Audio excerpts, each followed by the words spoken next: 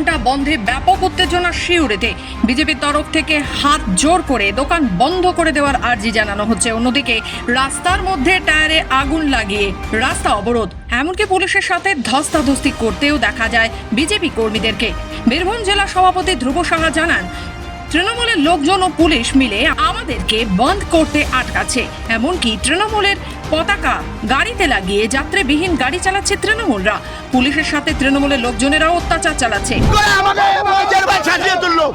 জোর করে ছাঁচিয়ে তুললো আর বাস পাঠালো। আমি বসবো না, সরবো না, সরবো না। আমরা পুলিশ অত্যাচার চালাচ্ছে তৃণমূলকে নিয়ে, তৃণমূলে আইডিসিকে নিয়ে সরাচ্ছে, ওদেরকে সরাতে পারছে না, আমাদেরকে সরাচ্ছে। সরবো না, চলছে মানুষের স্বার্থে, আমার বোনের স্বার্থে, আমার বোনের নির্যাতনের স্বার্থে, আরজি করের বিচারের স্বার্থে আমাদের বন্ধ। এখনো অ্যারেস্ট করেনি, নিয়ে গেলে সবাইকে নিয়ে যেতে হবে।